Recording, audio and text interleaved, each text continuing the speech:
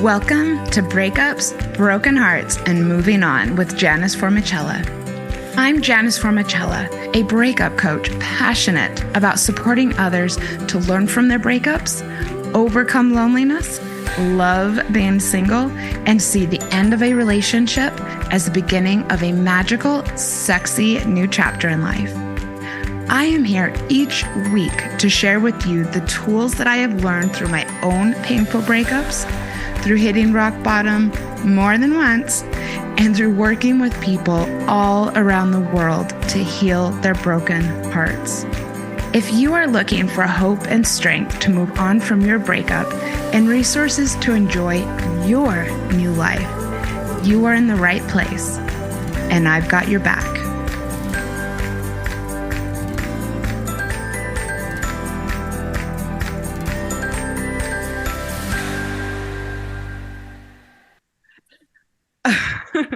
Welcome to Breakups, Broken Hearts, and Moving On. I am your host, Janice, and I have two of my favorite dating industry friends with me today. Yay! And we're going to be talking about the dating app mindset. This is a very popular topic amongst my listeners, and I'm glad that I have two people here who are not only seasoned dating app users, but also mindset enthusiasts. So hello, Barry and Julie. Welcome to the show again. Thank you. Great to be here. Everybody, please go to the show notes because both Julie and Barry have been on the show. Barry, I think twice, I believe. Julie once. Julie and I did a really interesting episode called How to Stop Thinking About Your Ex. And we brought in a lot of her hypnotherapy practices and ways that you can reset your mindset so that you're not being just controlled and dominated by thoughts of your ex. So I'm glad to have you both back. First of all, Barry, what is your job title and where can people find you? Job title. I don't know. My friend might call me a love doctor, but I'm a love and relationship expert, author and speaker, all that sort of stuff. The easiest thing to do is find me on my website, which is my name, barryselby.com. On social media, it's all that as well. Except Instagram is The Real Barry Selby. The Real Barry Selby. Are people trying to impersonate you? Well, actually, no, my original account, because I had wanted to get my name on all the platforms to make it easy, and then that one got hacked. So I stopped the account. People are trying to impersonate you. Actually, you know what? The first time that happened to me, I was very disgusted in a way. But, you know, in the back of my mind, I'm thinking, you know, I must be doing something right. If people are stealing my photos and making a fake account. So Barry is a good friend of mine and is going to be so valuable for this conversation. And welcome, Julie from Sydney, also a good friend of mine. So I am a transformational mindset coach and hypnotherapist, helping my clients make rapid shifts in the areas of self, career, and relationships. And they can find me on my website at juliedemsey.com. There's no P in the middle of that. A lot of people like to put a P in. It's Demsey. Yeah, Dempsey, it is not. Exactly. And they can find me on Instagram and Facebook as well. So perfect. And again, everyone go to the show notes because we all have unique names. And so you don't need to make it a guessing game going online and finding Janice Formichella or Julie Dempsey, not Dempsey. Everyone is just a click away. Let's get into it. A lot of people after a breakup believe that going on the apps is the logical way to meet people. And a lot of people treat it as a bit of an obligation, something that they feel like they have to do. And especially for people who have gone recently through a breakup, starting to date again can be intimidating. And I think that a lot of people approach quote unquote starting to date again in such a different way than they did when they may have been online before. So I wanted to first talk about why that may be. Have either of you gone on a dating app following a breakup? And did you find that this impacted your experience? Yeah, I definitely have. I was married and there were no dating apps before my divorce. So When I first got divorced, I took a year break to really get in touch with myself and get back to the real me and get things figured out before I started dating. And then the dating apps were actually really exciting to me because this is something new and different.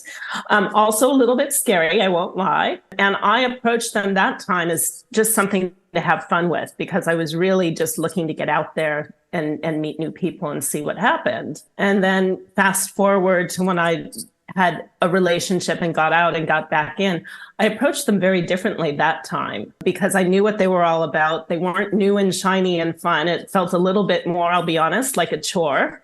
And I had to be a little bit more careful and mindful about what I was doing and how I wanted to approach these. So I had really good mental health while I was going through it. I remember the first time that I ever heard about Tinder. The very first time. And it must have been either 8 or 9 years ago. And I had just moved to Australia and I had just gotten out of a bad breakup and I wanted to meet people. And my flatmate told me about this crazy thing that you could do. And my mind was kind of blown. And I remember she told me about it. I downloaded it and just started off brand new for sure. What about you, Barry? For me, dating apps have been fun to play with. They've been a research tool. They've been a place for study and learning about people. They've definitely been entertaining. I'll say that much as well. Yeah. And I've been on a few dates from dating apps too. So I've had an experience with them. Well, and we're definitely going to talk about why they are great. But I just want people who are listening who may feel a bit dubious or may feel a little, I don't know, let down, that's totally okay. If you've just gone through a breakup, you may feel a bit burned, right? And so you might be coming in with it with a mindset of, I don't know, feeling a bit jaded.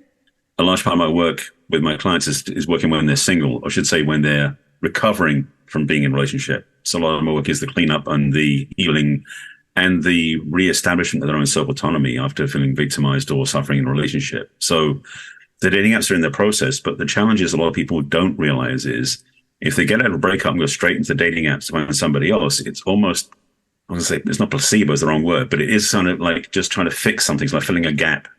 And so you can use the dating apps, do it from a clean place, do the work you need to do on yourself first, healing, wholeness, transformation, whatever that is, before you use the dating app. So when you do go in, you have a clearer space in yourself and you're not looking to fill up some sort of, quote, missing piece that you don't actually have. When you're not healed from your breakup, I think you're already feeling so negative, and so you're going to attract more negativity. I mentioned that I had taken a year off from dating before I got back into it, so I could do that healing. And I actually did some self-reflection during that time, but more of it came during the dating app. And I actually wrote a book about that called Found Swiping Right on Me to Find Love. And it's all about finding myself during that period and the experiences that I had with dating that are, as Barry mentioned, sometimes very comical and other times a little bit heart-wrenching. And people who read the book have said they really enjoyed it. And sometimes they're just like, eek, how did you do that? Why did you do that? So there's definitely been a lot of learning through the process. Well, I mean, I guess maybe that's a good segue into the next topic of why did you do that? You know, what are the possibilities that dating apps can give us? The thing about the dating apps, first of all, they're convenient because it's the phone in your hand versus getting an effort, getting dressed up and going out somewhere. You just swipe on somebody in your PJs even. You don't have to, you're not putting on the presentation to go out in the world and meet somebody. So dating apps are very convenient, first of all. Second thing is it also presents you with a much wider array of possibilities than you would if you went out to a bar or some other place. The challenge with dating apps on the other side of that is it can be too casual. It can be too easy. Because when you do go out and meet somebody through a matchmaking service or a dating service, or just a friend of a friend, like sending it with a blind date. You remember those old things, blind dates back in the old days? There's a level of effort involved and a commitment. So there's almost a different level of investment in being there. So the dating apps can be powerful tools for finding some true love. At the same time, they can be, depending how you approach them, less than that. So for me, the dating apps have been interesting. As I said, they're also good for research. I could get a whole other rant another time about way people can choose to present themselves on dating apps. That's a whole other story about how you show up on the dating apps, not just how you look on them, but how you show up on them, because that can really make or break your possibilities of finding love as well. Well, and I think that's why we're doing this episode, is because it is a lot about approach and mindset and where you're at when you begin in the first place. I hear a lot of people saying that they're just completely discouraged as soon as they go on the apps because they don't have the chemistry and the fire and what they believe is compatibility with people who they meet on there that they had with their ex. So what would either of you say about that? And that's one reason that we're doing a mindset episode, because this would be, a mindset that may be a red flag for yourself that you might want to wait. That's the beauty and the problem with dating apps, right? As Barry said, okay. you've got plenty of people, but our brains were not trained to connect with plenty of people, and we are not meant to. So if we look back to the old-fashioned way of dating, we dated very few people and quickly found somebody that we had that chemistry with. Whereas they like to say on the dating apps, and I don't like to say this myself, it's a numbers game, right? But what people mean by that is you're exposed to so many more people. It's not natural that you would have a chemistry with each and every one of these. But in our brain, in our mindset, we think something's wrong and broken each time we meet somebody and we don't connect. Mm-hmm. So we need to make that mindset shift to say, you know what? 1 out of 10 people I'm going to connect with. And my job is to go to each one of these, not to find the love of my life, but to see if there's a connection and see how I feel in this person's presence. I think that it's interesting that you're bringing up the numbers game, because immediately I started thinking back to my early days of dating and meeting people in real life. And I suppose it was still a numbers game, because you might go to a concert or a bar or some type of gathering and there could be 100 people there and you may connect with one of them. And so in a way, that's still a numbers game, because you're in front of 100 people and you meet one, but you need to still get yourself out in front of people. Yeah. But we didn't think about it that way, right? We didn't think there's something wrong with the fact that I didn't connect with everybody there. Yeah, that's so interesting. Well, the other part of that too is that clearly a dating app versus somebody in real life is a different amount of dimensions, literally, because you're looking at a flat screen. Whereas in real life, you meet somebody who's moving and three-dimensional. And frankly, you see somebody's picture, you can presume a whole bunch of stuff about them.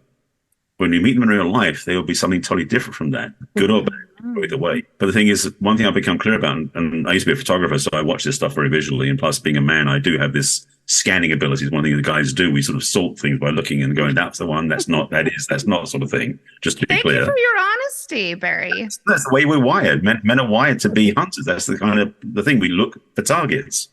The thing is, though, is that the dating apps in some ways are built for men because it's an easy way to go like through a catalog, scanning for possibilities and finding one that fits, one that doesn't.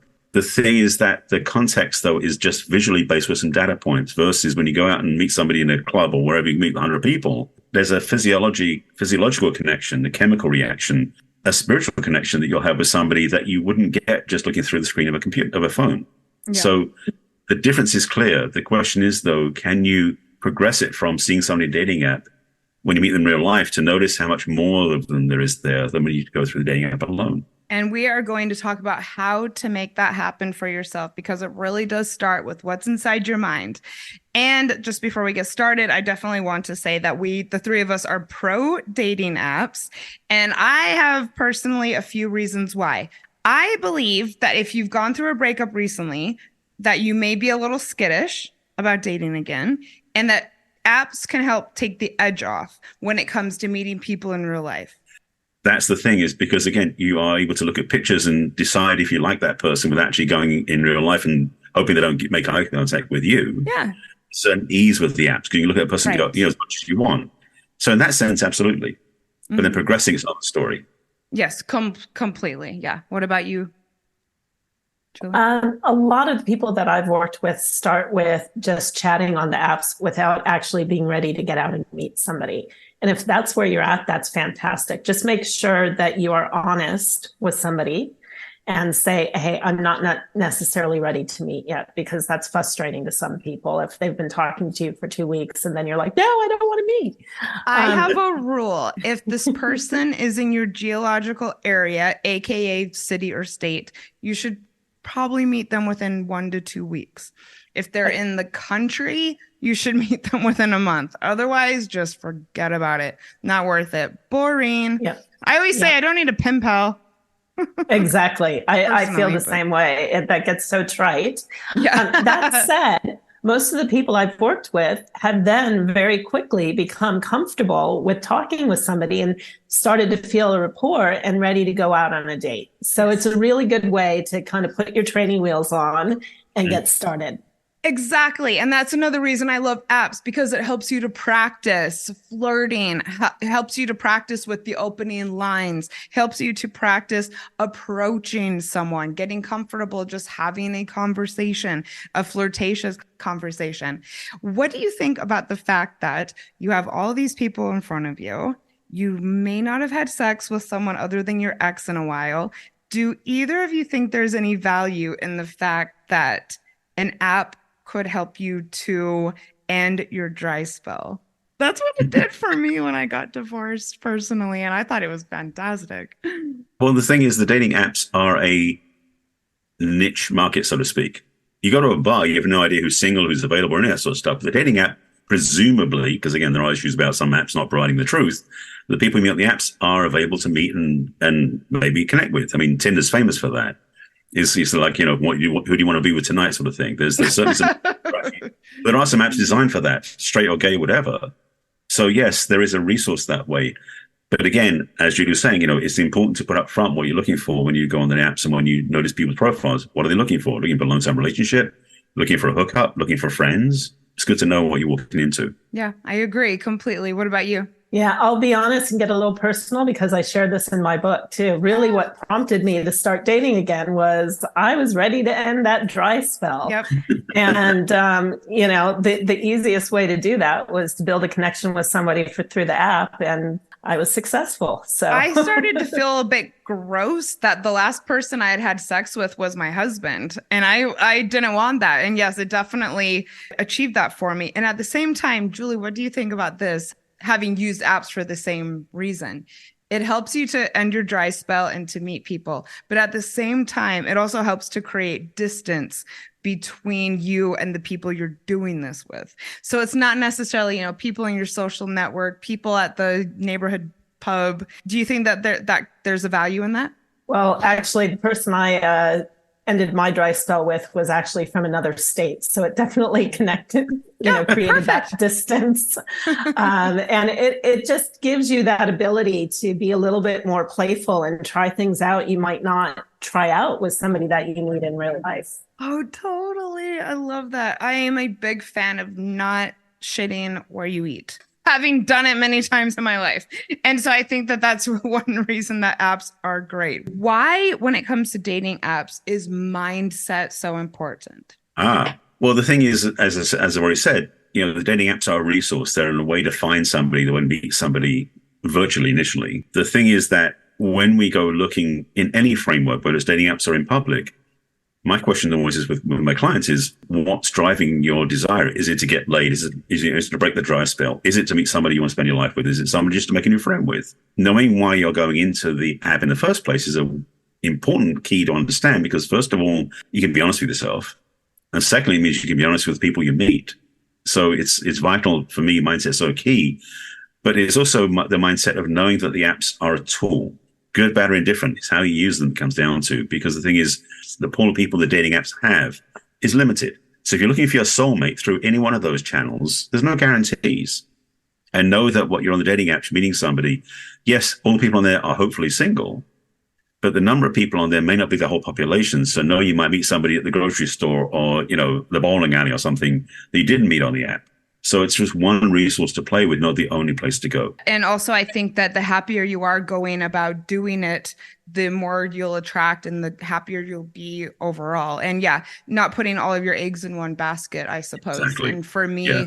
I'm passionate about the law of attraction. And I think that your mindset going into anything determines your results. And Absolutely. I have so many clients who come to me only a month or two after their breakup. And when we talk about what is your reason for going on the apps, they just sit there and like the darkness and the heaviness, just you can almost see it coming on them. And they just say, I'm lonely. I don't know what else to do. It sucks. There's no one good on there, but I don't know. Some people are honest and say feels good late at night to be texting with people, kind of fills a void, but they get like practically no results. So I think that it's really important to note that our reasoning and our mindset very likely changes over time. And that's okay. When I started, first thing after my marriage, I wasn't necessarily looking for anything super serious. Mm-hmm. But as time went on, I got ready to have another relationship. And so we need to realize that as our mindset shifts, how we go about this needs to shift a little bit too. We probably need different wording in our profile, different way that we're communicating, and really need to set our mindset up for, am I okay with what's happening and how this is working out right now? Because in the early days, my mindset was one way that I was actually attracting a certain type of people. And as my mindset shifted, I started attracting a very different type of people. So we really need to be aware of where our mindset is, how we are coming at it from inside, because that will 100% impact the type of people that are responding to you and you're communicating with. I'm laughing because I was just having a conversation with one of my friends 2 nights ago about how when I was on Tinder and I was living in California after my divorce, I must have attracted like 4 different guys who lived in their vans. And seriously, no judgment for that, but it was just like boom, boom, boom. All these men who didn't actually have apartments or anything. And yeah, I must have been putting it out there somehow. And it was weird. Like I even slept in a couple guys' vans. And I don't think I would possibly attract that right now, to be honest. Yeah. And it's funny because I noticed that too. I would have, all of a sudden I had smokers. Like people who lied about smoking, because I try not to have any absolute no's, but I will not date a smoker. I'm allergic to tobacco. And so all of a sudden I had like 4 or 5 smokers. I'm like, how did this happen? And then single dads. And then it was really interesting. And I was trying to think about, I hadn't necessarily at that point in time changed my profile, but I had somehow changed what was in the inside. To, I think with the smokers, it was, well, this isn't anybody I'm actually going to connect with. And maybe right now I'm not actually ready to connect. So I should take a break from the apps. Yeah. And maybe that was what it was for me as well, that I just kind of needed to meet people and not necessarily meet people who I'd have a long-term relationship with. Well, the thing is, speaking on that for a second, because you said about the fact you were noticing attracting, men with vans, so to speak. Is the sense that oftentimes, and this is one of the things you got to learn, law of attraction works, good or bad, meaning that if you're attracting the same thing again and again, there's a clue that maybe your focus is on something it's not what you're planning on. Mm-hmm. So one of the things I do with my clients is really get clear what those red flags are and the green flags, meaning what's definitely not going to work, what definitely must work for it to be a good relationship. So having those frameworks changes your focus, like you were saying with strategy smokers. It may be nothing to do with smoking itself, but there's some part of the belief systems that is saying not being able to have what you really want or having some other thing. There's always underlying reasons, and I work a lot with the unconscious too, where a lot of times what we're doing is running some sort of programming belief we have about things that isn't what we really want. And so we wonder why it's not working. The good news is when you notice the pattern showing up, that's the first step to changing it. And again, it does come down to mindset. So thanks for that little intro. Also, Barry is not a big fan of smokers, nor am I. No judgment to any of my listeners. But hey, I'm an ex-smoker, so I can't judge it. I smoked. So did I. Yeah, for sure I did. Yeah, I was a party girl, but I don't want it around me anymore. But yeah. Full transparency. Yeah, I totally used to be a smoker. So let's get into 7 dating app mindsets to set you up for success. First of all, if you are going to get on a dating app in the hopes of meeting someone for whatever reason, the first mindset that I would suggest is the positivity that there is someone out there for you. I talk to a lot of people, especially women. I'm like stabbing my notebook. I don't know why I'm doing that right now. I talk to a lot of women who say that there are no good men on the apps. So I would say this would be the first thing to adjust. Positivity that there's someone out there for you. Well, that's the thing. If you're going to say there's no good men on the dating apps, if you're a woman, or if you're a man, no good women on the dating apps, then why are you on the app in the first place? So either choose in or choose out. And if you really don't believe it, don't use the app. But if you want to go on the apps, you definitely, as you said, change your mindset. You've got to be clear that if you're using the apps, there's a reason for it. Make sure you have the same alignment to what you want that's available through the app. I hear men Yep, saying that women only want money on the apps. Well, men are focusing on looks, women are focusing on money. It seems to be the tribe that those are the usual suspects. But the reality is there's a lot more than that.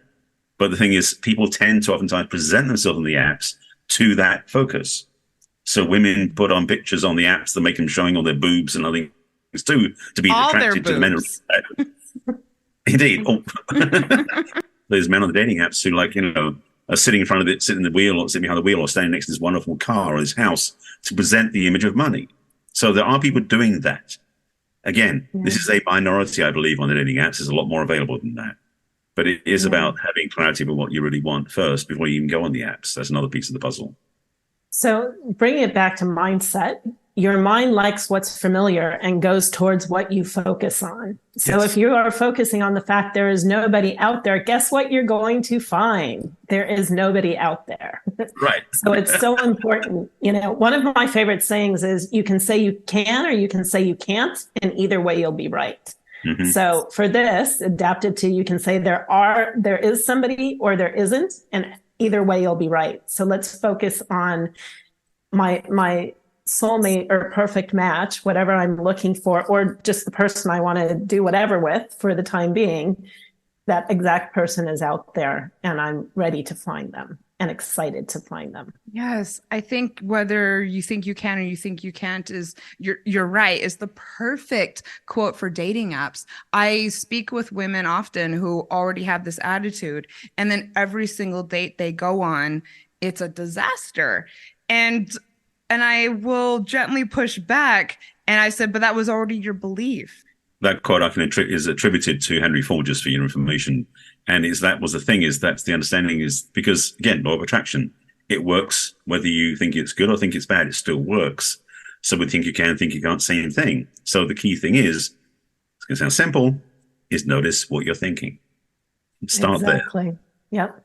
And I can tell you from experience, my most recent bout on the dating apps, I met the most lovely men. They weren't my soulmate, but I had beautiful dates with these amazing people because I went into it thinking, I'm ready now to meet the right person, and I'm excited to. And I'm going to look at each of these as an experience where I get to know somebody new.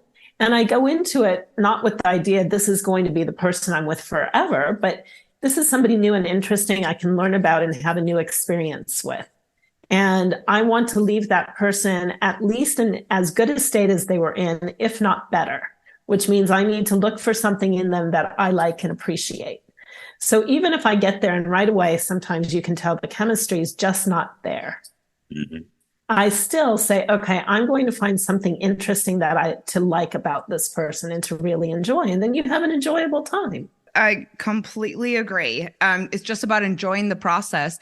And also, to your point about there being lots of lovely men out there, as someone who loves men and loves the masculine, I actually find that a little offensive. And there are beautiful, beautiful men who are, ready and who will provide a very safe space for you, but only if you believe that there are.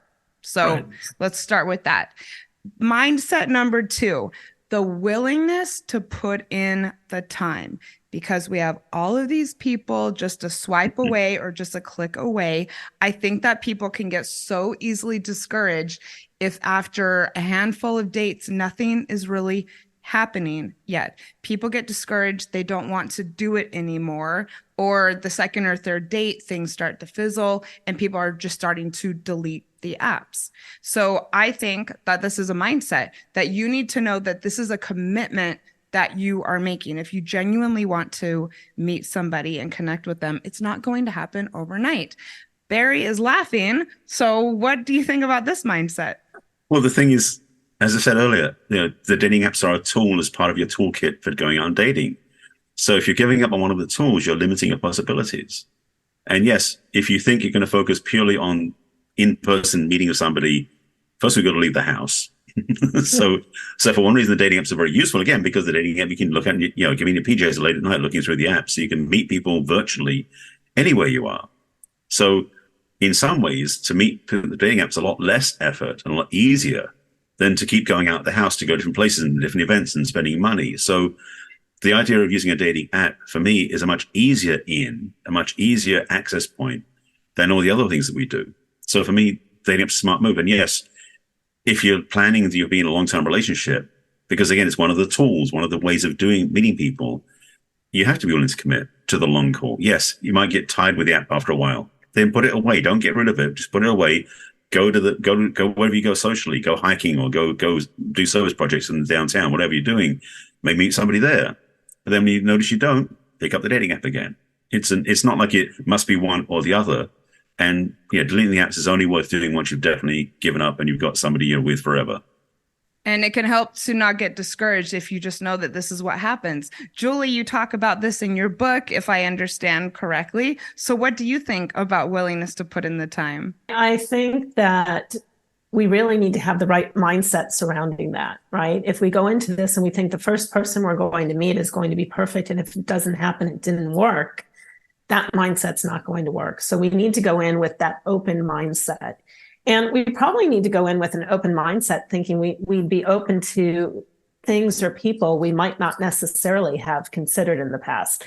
Now, that doesn't mean open it up to exactly everything in the world. However, people tend to say, I have these must-haves that aren't really must-haves, right? The famous one is women want men of a certain height.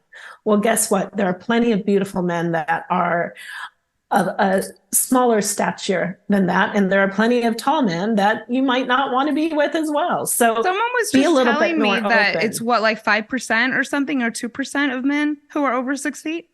I don't know the number myself, but it is really important not to have so many parameters that you're cutting out everybody. And by the way, we as a human race are notoriously bad at picking the right person for us. And the reason our last relationship didn't work is probably because we've picked the wrong person.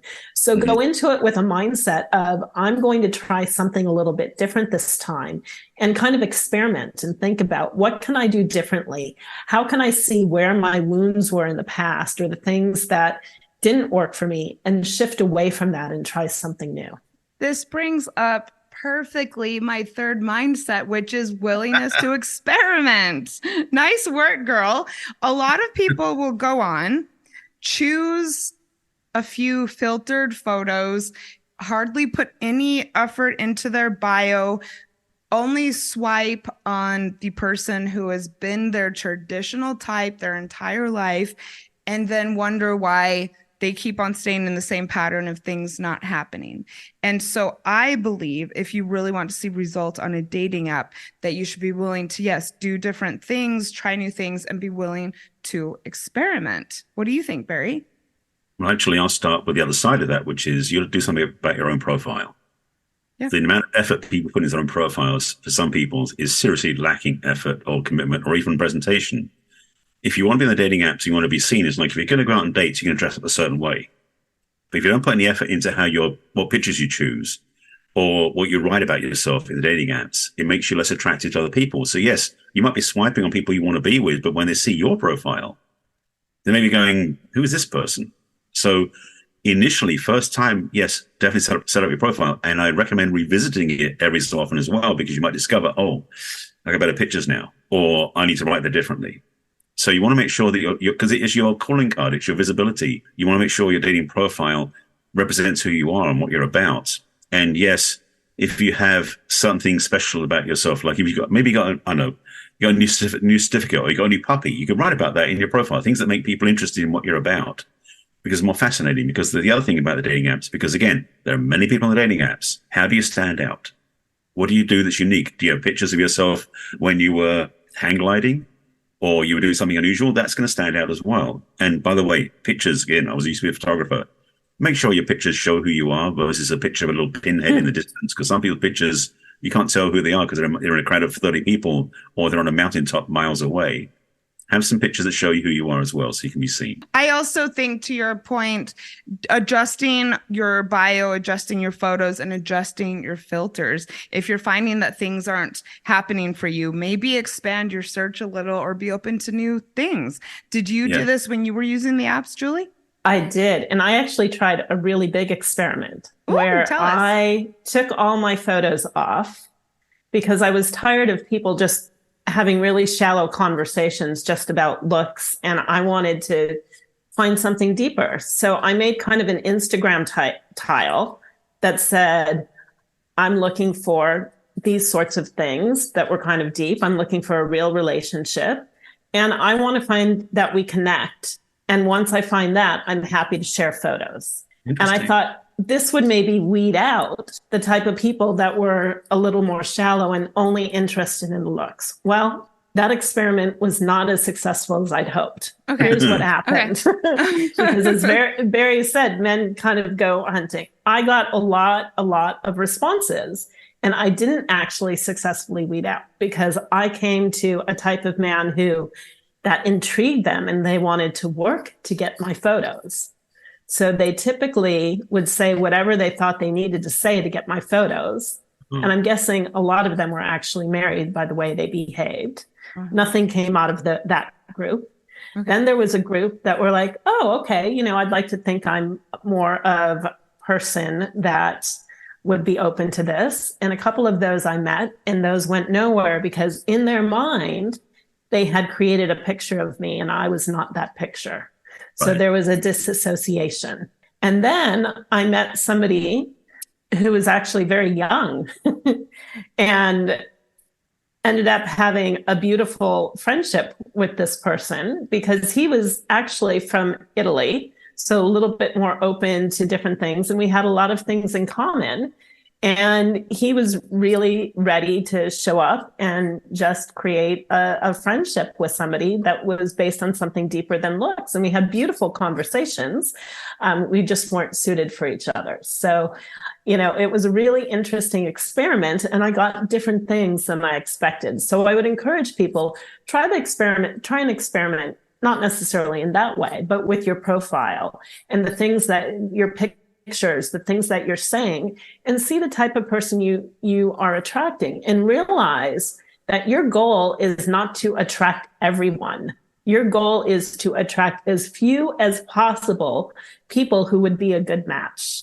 1,000%. And this is what brings us to the next. You're so good at the segues, Julie.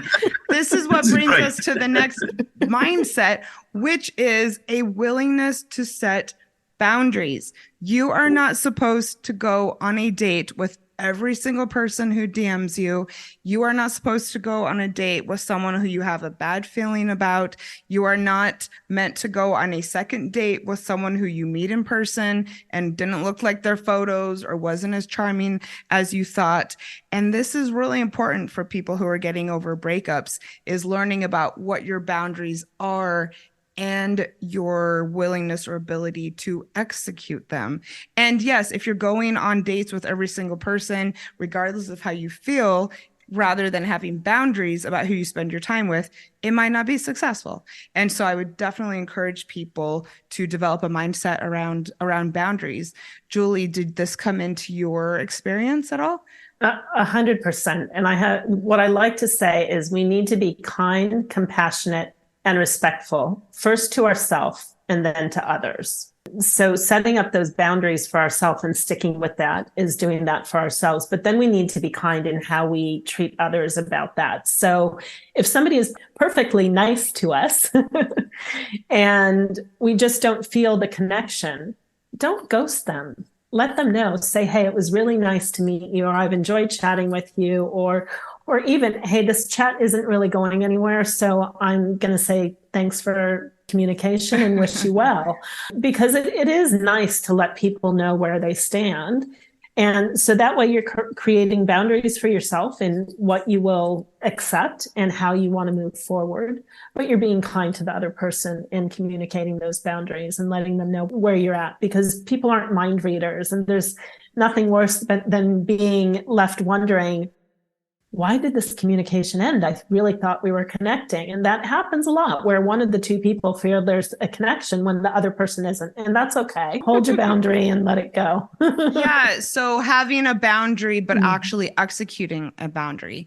And that's, I think will help you to feel better about your experience and to feel that you're having integrity, and therefore you'll attract more positivity rather than I didn't like this person, so I'm just going to unmatch with them and block them. If you actually have an open dialogue with the person, I think that you'll continue to enjoy the process rather than maybe feeling a little bit shameful that you ghosted. And it puts good juju out there. You get back what you're putting out. Totally. Yeah. The thing about boundaries are that they're really about self-respect. For most people, they don't realize they're not taking care of themselves and not respecting themselves because they say yes to too many things. So back to the dating apps. If you're saying yes to all the opportunities that show up out there, it's like you almost sound like you're being desperate because you're not holding true to what's true for you. So I know this is an interesting dichotomy because you can say, well, you want to be open to new things, try different things, but you also got to say no to quite a few things too. So it's kind of finding the happy medium in a way, but really learning what works for you. And also oftentimes, and in the dating apps especially, it's sometimes when it looks too good to be true, it is too good to be true. So definitely have some self-respect and kindness, yes, but also kindness to yourself where you say, you know what, I don't want to put myself through that. I'm saying no right now. So you can be clean with it. And I think the more self-respect that you have, the better your intuition becomes. And therefore, you're able to make better choices with dating and dating apps. And another thing to remember, too, is it can be really flattering when somebody is treating you really nicely. But if you're still getting that intuition that this isn't the person for me, don't go forward just because they're being nice to you. You've really got to make sure there's more of a connection than that. And that's a boundary to set up for yourself as well, to really sit and think about, how am I feeling? Check in with yourself. How am I feeling about this when I'm talking with this person? Because I know there are certain people who are perfectly nice and I get another message and I'm like, ugh. And if that's how I'm feeling inside, there's something that's not connecting for some reason, and that's okay. It's time to end that conversation. If you're feeling excited that somebody is connecting with you all the time, you've got to check that too, because sometimes that excitement is actually your alert system saying, hey, this is the same type of person that I've been with before. Oh my God, it's exciting because they're the wrong type of person. So you've got to be really careful. Yeah, you've got to be really careful and monitor that and set boundaries around how you're taking in that information, what you're doing with it. Yeah. And a boundary does not mean avoiding the person and blocking them. It means expressing it. We're going to take a very quick commercial break. And then when we come back, we have 3 more dating app mindsets. Nothing shatters your life like a breakup. And the feeling of a broken heart is real. I know that it seems impossible right now, but there is hope and there are ways to heal. I would love to work with you one-on-one to heal your broken heart and put your breakup behind you. My personalized coaching programs are designed to pinpoint what will be most effective in helping you to move forward and make this breakup a part of your past. I believe in you. Message me at breakupspodcast@gmail.com or hit me up on Instagram at breakupspodcast. And let's connect about creating a magical plan of action to get this breakup in your rear view mirror. Welcome back, everybody. Thank you so much for listening to my commercials. It definitely helps to support the show and my business. Dating app mindsets. So this actually goes a little bit hand in hand with boundaries, but I thought one mindset that's important to have is willingness to put yourself first. If you are going to go on an app, what are you actually going on there for? When I think about putting yourself first, I think about being really clear about what it is that you want out of it. And then, yes, again, having boundaries, but then readjusting constantly to make sure that it's worthwhile for you. Well, I was chuckling when you said that because we tend to often be on the dating apps to find something outside ourselves because we don't feel like we have it inside. And we talked about boundaries, we talked about other things too. it really is about self-care first. Almost all the work I do with my clients oftentimes is helping them navigate back to wholeness in themselves. And then they go on dating apps. But most people, as I said earlier, are looking for love out there to fill up some gap they think they have, which is not accurate. So to really make self-honoring choices, to respect ourselves, and to make choices that are in support of who we are, even on the dating apps, is front and foremost for most people. That's what they recommend they have, because it's so tempting. It's like shiny object syndrome. You find someone dating app, oh, they're cute, and you throw all your ideas out the window, what you think you should do for yourself. So having self-respect and having a regard for your own self-value and what's right for you. Getting back to the green flags and red flags. What do you say no to? It's like, but they're so cute. I'll say yes to the fact they smoke or whatever it is, because, I can handle that. No, you can't. So don't sell yourself short. Don't tell yourself falsehoods about what will work, what won't work. So be clear before you start what you really value. Going on a dating app, it's kind of like your opportunity to make your own rules when it comes to dating. And that only comes if you prioritize yourself at all. Like, why would you even make a rule if you didn't have self-respect? Or why do you violate it and trample it after you made it? It's like, no, make the rules, stick to it. This is so important and something I work on a lot of clients with, because women of a certain age, we were raised to go out and find a man. So you've got to find somebody who likes you. So it didn't even occur to me in my first half of my life, maybe more, to think, do I like this person? It was all about, do they like me? And if that's how you're spending your time worrying about if they like me, you're not valuing yourself. So when I was able to shift this around and say, it doesn't matter if they like me. What's first and most important is, do I like them? Is this somebody I feel good with? Is this somebody I want to be around? That shifts the whole dynamic. And so it's really important, as Barry was saying, you've got to start with that inside work and value yourself enough to say, what's most important first and foremost is, do I want to be with this person? And then you want to find out if that feeling's reciprocated. Do you think that there's any way inside of a dating app conversation that you can get a sense that this person might be someone who would mesh with you or respect your boundaries or have potential? What would either of you say would be some good ways to measure that inside of a DM conversation? 100%, there's definitely ways.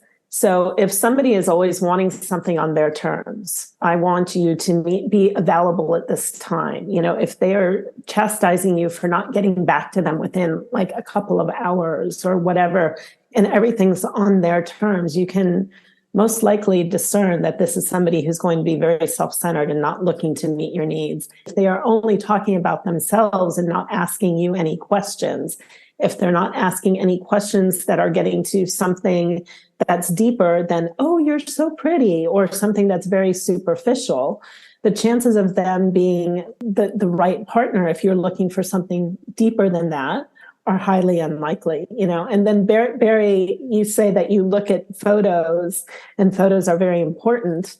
I look at the background in the photos, because if somebody has a messy, terrible room behind them and they've taken a photo with all this trash around and an unmade bed and all of these things, there's cues more than standing with a fish or a nice car. So, you look around and see what else is in the photo. If you can see they've got a fully stocked kitchen and you're really into cooking, that's exciting. If they're standing next to an empty fridge that only has beer in it, that's going to tell you something. So there's a lot of ways to look at this. The other thing is, and this is just a pet peeve of mine, is please not with the bathroom selfies. Because the thing is, gym. I've got to say, I definitely want someone who goes to the gym. I am very health oriented. Barry has actually seen me party and get drunk multiple times. But besides I that, have no evidence, no pictures. right. I only get to see you twice a year, but our twice a year parties notwithstanding, physical health is an absolute value of mine. And so Yeah. I want someone who goes to the gym, but I don't want someone who takes pictures of themselves Well, at the the reason I'm saying this, there's twofold reasons. One is because, yes, it's not a very good background, not a very good environment to take pictures in. But the thing about it is when you take pictures in the mirror, your face is reversed. Oh, yeah. And this is a simple thing. Nobody's face is symmetrical. We're all asymmetrical. Our faces, if you take a picture of like one side of your face and the other side of your face, for example, if you look in the mirror, you look at what you're seeing, this looks familiar. But when you take a picture of yourself, you look at that, it's different. Like on Zoom meetings, I personally have put my image the right way around. So the way I look on camera is the way I look in real life. Can you do that? So the reason I'm saying this is because the thing is, what happens is it may not be noticeable visibly, but unconsciously we start seeing a difference. So what happens is when we meet somebody in real life, there's almost a lie that's built inside. Yeah. So looking at this person and they don't match with the real person we saw on the dating app because they're backwards from the picture they did in the mirror. So it sounds so simplistic, but it starts to undermine our trust in the person. It's a little key you can use. Oh my God, that is such a good point. It's like a subconscious thing that happens when you meet the person for the first time. You don't think about it consciously because you won't notice. You won't say, hang on, the face, unless it's like a dimple on one side, not the other. That's obvious. But most people's faces aren't overtly different side to side, but they are subtle. I think also as far as putting yourself first, this also applies to when you meet the person in real life. And that, you might have a boundary or something that you prefer about a first date, and you will only be able to execute that if you are putting that need first. I know I go on a lot of dates with people, and we've said that we want to just do drinks, which, as you know, Barry, I've said in our clubhouse room, that's my thing for first dates. We meet for a drink, and then if it goes well, we will go out for dinner the next time. And you'd be surprised. A lot of men aren't having it.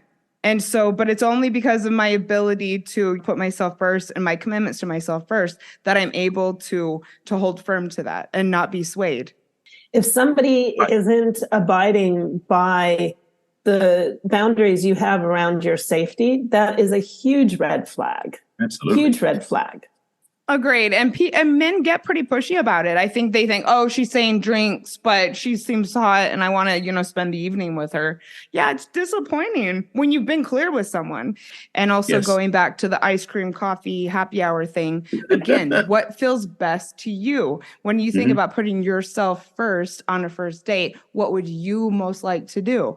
I would think ice cream would be not quite up my alley, but I think a lot of people get excited about ice cream. I get excited about happy hour, but you gotta, think these things through. So this is another dating app mindset that I'm kind of curious to know both of your opinions about, and that is willingness to try something new.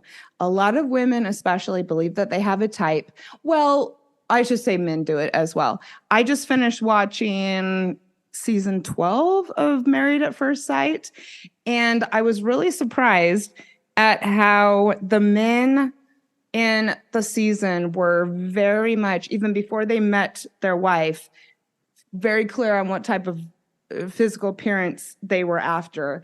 And then as soon as they didn't get it, just threw the experience completely out the window. And it made me really sad. And so I think if you are on a dating app, if you've gone through a couple breakups, it might be time to try something new. And so do you agree? And how do you do that, Barry? Well, it's interesting because the type thing becomes an interesting question. In terms of looks, I don't have much of a type. I have a certain physical type I like because it's like, that's what I can't hike every day. So I'll be with somebody who takes care of themselves. So somebody who's like sitting at home, doesn't do anything, that's not going to be a good fit. If they're on triathlons, I can't keep up with them. So there's, it's got to find the happy medium, just to be clear. But trying something new and one of the ways you do it is by changing your own dating app or preferences, because the thing is what the apps are presenting you with, what you've decided on looking for and what matches your type.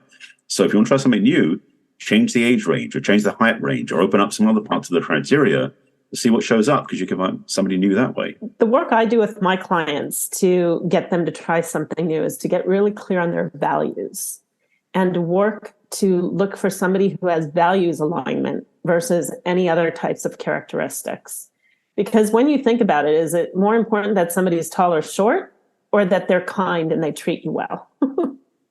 We all have automatic programming. We attract certain types of people all the time. And it's not necessarily cultural, it's actually behavioral. But we all have patterns of different types. It could be abuse, it could be neglect, it could be abandonment, it could be addiction, it could be anything that we inherited as patterns from our parents behaviorally. Again, we observed and we practice ourselves, that we then start attracting. And the thing about this thing that's so amazing is you'll be on a dating app with very clear criteria. And the person you meet and fall in love with has exactly the same pattern as your last relationship. You don't know how that happened. It's because unconsciously we are magnetic to those type of behaviors. It's a powerful piece of I won't say the law of attraction, but it is really the law of attraction working on the unconscious level. So it's good to notice, first of all, if you see the same thing happening, the same type of person showing up, doesn't matter what they look like, but the same type of pattern shows up, that's an indication you might want to do some work before you go on your next date. Go see a coach, therapist, somebody who can help you with that so you can rewire it, so you can then change your paradigm. That's the big piece. I do want to keep going back to that. If you're finding some of these mindsets like so challenging, you don't have to be on the apps. You don't have to date. It's perfectly okay to take a break and get to the point where you're ready for some of this.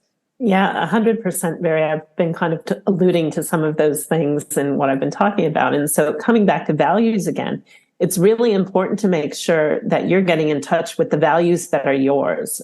Yes. And getting to know yourself and what your true values are, rather than thinking that your values are one way because that's been how you've been raised and socialized. So getting that inner work really clear is so important to be able to shift those ways of being and to help us to pick the right person instead of picking the wrong person, like I was talking about before. So 100% agree with that, Barry. That's like the key to all of this.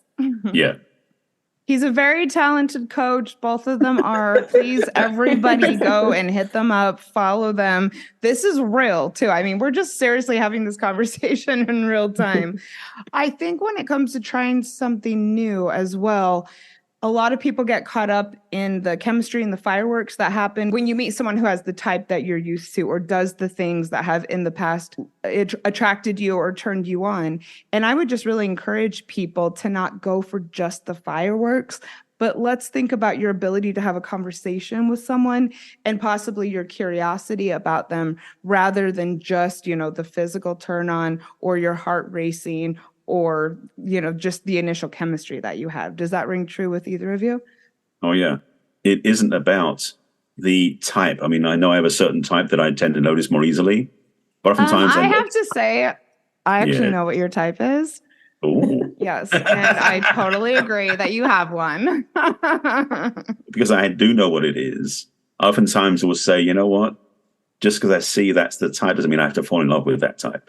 And that's the biggest key, is to really disengage that. Because yes, we can default into certain types we're used to or we're raised with, like Julie was saying, what you were raised with. But notice that first, because again, one of my things about my work all the time is awareness is the first step.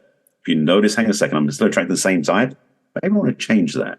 I was going to say self-awareness is so key when it comes to dating apps and trying to meet somebody. Yeah. But people don't think of it that way. It's just about what feels good. What feels good? That doesn't feel good. He's not my type. Rather than why. Yeah. So I've interviewed a lot of couples that I see have really successful relationships. And I would say 9 out of 10, percentage-wise, would say they are married to somebody who has a characteristic that they would have absolutely said no to in terms of, is this the type of person you're looking for? So I encourage everybody, get outside of what you think your type is and be open to finding somebody who aligns with your values and who you feel good about being around. It does start with the conversation. So I think give it a go. And on the first date, if the conversation flows, I would highly suggest that means that there's a second date that you should say yes to. I hate when we get to the end of an episode, but what do the two of you think about the last dating app mindset, which is being grateful for what you already have? Finding somebody is not a band-aid that fixes anything. Going into a dating app with a scarcity mindset is really not going to help you attract anything that's abundant. And people who are excited about life, grateful about life, happy about what they already have, are going to look forward to connecting with people and see it as kind of an extension and a benefit in their life rather than trying to fix a problem. And I think that having an attitude of gratitude is so important for so many things, but especially dating. 100%. Have a full life. That is your cake. And this person coming along is just the icing on the cake. Yeah. So there's nothing more attractive than somebody who's already happy and content and just looking for that extra little cherry on top. I also think, if you're resentful about having to do it, which a lot of my clients are because they've just come out of a bad breakup and they just simply don't want to be alone. And therefore, they're kind of going into it kicking and screaming rather than seeing it as something that's going to be fun and something that they're grateful to have. I mean, how cool is it that we get to meet 1,000 people on our phone?